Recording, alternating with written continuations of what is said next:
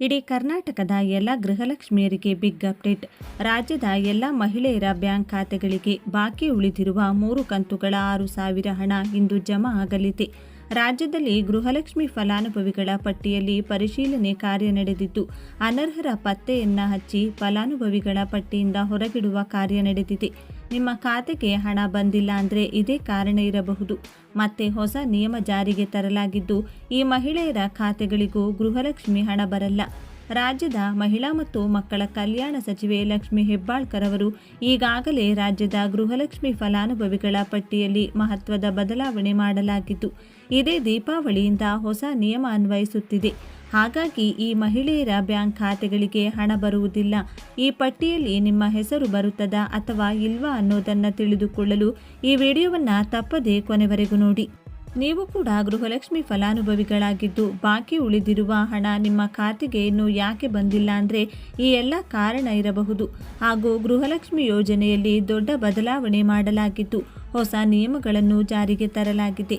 ಬನ್ನಿ, ಗೃಹಲಕ್ಷ್ಮಿ ಯೋಜನೆಯ ಫಲಾನುಭವಿಯಾಗಿದ್ದರೆ ಈ ವಿಡಿಯೋಗೆ ಈಗಲೇ ಒಂದು ಲೈಕ್ ಮಾಡಿ ಹಾಗೂ ಕೊನೆವರೆಗೂ ನೋಡಿ. ಕಳೆದ 3 ತಿಂಗಳ ಹಣ ಬಾಕಿ ಉಳಿದಿದ್ದು ಫಲಾನುಭವಿಗಳಲ್ಲಿ ಗೊಂದಲ ಮೂಡಿಸಿದೆ. ಈ ನಡುವೆ ದೀಪಾವಳಿ ಹಬ್ಬದ ಪ್ರಯುಕ್ತ ಸರ್ಕಾರವು ಬಾಕಿ ಇರುವ ಹಣವನ್ನು ಒಟ್ಟಿಗೆ ಜಮಾ ಮಾಡಬಹುದು ಎಂಬ ನಿರೀಕ್ಷೆ ಹೆಚ್ಚಾಗಿದೆ. ಗೃಹಲಕ್ಷ್ಮಿ ಹಣ ವಿಳಂಬದ ಬಗ್ಗೆ ಸ್ಪಷ್ಟನೆ ನೀಡಿರುವ ಮಹಿಳಾ ಮತ್ತು ಮಕ್ಕಳ ಕಲ್ಯಾಣ ಸಚಿವೆ ಲಕ್ಷ್ಮಿ ಹೆಬ್ಬಾಳ್ಕರ್, ಜುಲೈ ತಿಂಗಳ ಬಾಕಿ ಹಣವನ್ನು ಬಿಡುಗಡೆ ಮಾಡಲು ಎಲ್ಲ ಸಿದ್ಧತೆಗಳು ಪೂರ್ಣಗೊಂಡಿವೆ. ಇನ್ನು 2 ರಿಂದ 3 ದಿನಗಳಲ್ಲಿ ಫಲಾನುಭವಿಗಳ ಖಾತೆಗೆ ಜುಲೈ ತಿಂಗಳ ಹಣ ಜಮೆ ಆಗಲಿದೆ ಎಂದು ತಿಳಿಸಿದ್ದಾರೆ. ಜುಲೈ ತಿಂಗಳ ಹಣ ಜಮೆ ಆದ ಬಳಿಕ ಆಗಸ್ಟ್ ಮತ್ತು ಸೆಪ್ಟೆಂಬರ್ ತಿಂಗಳ ಹಣವನ್ನು ಸಹ ಹಂತ ಹಂತವಾಗಿ ಬಿಡುಗಡೆ ಮಾಡಲಾಗುವುದು ಎಂದು ಭರವಸೆ ನೀಡಿದ್ದಾರೆ. ಈ ಪಟ್ಟಿಯಲ್ಲಿ ಹೆಸರಿಲ್ಲದಿದ್ದರೆ ಹಣ ಬರುವುದಿಲ್ಲ. ಸರ್ಕಾರವು ಫಲಾನುಭವಿಗಳ ಅರ್ಹತೆಯನ್ನು ಕಟ್ಟುನಿಟ್ಟಾಗಿ ಪರಿಶೀಲಿಸುತ್ತಿದೆ. ಮಹಿಳೆ ಅಥವಾ ಅವರ ಪತಿ ಕೇಂದ್ರ ಅಥವಾ ರಾಜ್ಯ ಸರ್ಕಾರಿ ನೌಕರರಾಗಿದ್ದರೆ, ಆದಾಯ ತೆರಿಗೆ ಪಾವತಿಸುವ ಕುಟುಂಬಗಳು, GST ನೋಂದಣಿ ಹೊಂದಿರುವ ಕುಟುಂಬಗಳು.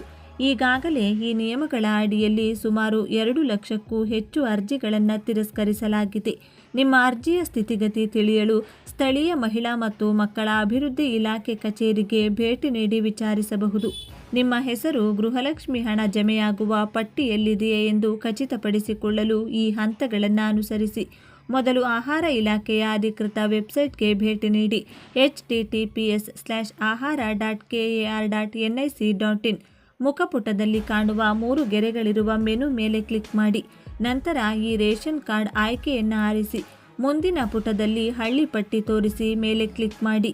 ನಿಮ್ಮ ಜಿಲ್ಲೆ, ತಾಲೂಕು ಮತ್ತು ಗ್ರಾಮವನ್ನು ಆಯ್ಕೆ ಮಾಡಿ ಗೋ ಬಟನ್ ಒತ್ತಿ. ಆಗ ನಿಮ್ಮ ಗ್ರಾಮದ ಗೃಹಲಕ್ಷ್ಮಿ ಯೋಜನೆಗೆ ಅರ್ಹರಿರುವ ಫಲಾನುಭವಿಗಳ ಸಂಪೂರ್ಣ ಪಟ್ಟಿ ಕಾಣಿಸುತ್ತದೆ. ಗಮನಿಸಬೇಕಾದ ಪ್ರಮುಖ ನಿಯಮಗಳು: ಹಣ ಜಮೆಯಾಗಲು ಈ ನಿಯಮಗಳನ್ನು ಪಾಲಿಸುವುದು ಕಡ್ಡಾಯ. ನಿಮ್ಮ ಆಧಾರ್ ಕಾರ್ಡ್ಗೆ ಬ್ಯಾಂಕ್ ಖಾತೆ ಕಡ್ಡಾಯವಾಗಿ ಲಿಂಕ್ ಆಗಿರಬೇಕು. ಒಂದು ಕುಟುಂಬದಲ್ಲಿ ಒಂದಕ್ಕಿಂತ ಹೆಚ್ಚು ರೇಷನ್ ಕಾರ್ಡ್ ಇರಬಾರದು. ಅರ್ಜಿ ಸಲ್ಲಿಸುವಾಗ ನೀಡಿದ ಬ್ಯಾಂಕ್ ಖಾತೆ ಚಾಲ್ತಿಯಲ್ಲಿರಬೇಕು. ಒಂದು ವೇಳೆ ಪಟ್ಟಿಯಲ್ಲಿ ನಿಮ್ಮ ಹೆಸರು ಇಲ್ಲದಿದ್ದರೆ ಆತಂಕ ಪಡುವ ಅಗತ್ಯವಿಲ್ಲ. ನಿಮ್ಮ ಅರ್ಜಿಯಲ್ಲಿರುವ ತಪ್ಪುಗಳನ್ನು ಸರಿಪಡಿಸಿ ಮತ್ತೆ ಅರ್ಜಿ ಸಲ್ಲಿಸಲು ಅವಕಾಶವಿದೆ. ಹೆಚ್ಚಿನ ಮಾಹಿತಿಗಾಗಿ ಸಹಾಯವಾಣಿ ಸಂಖ್ಯೆ 1912ಕ್ಕೆ ಕರೆ ಮಾಡಬಹುದು.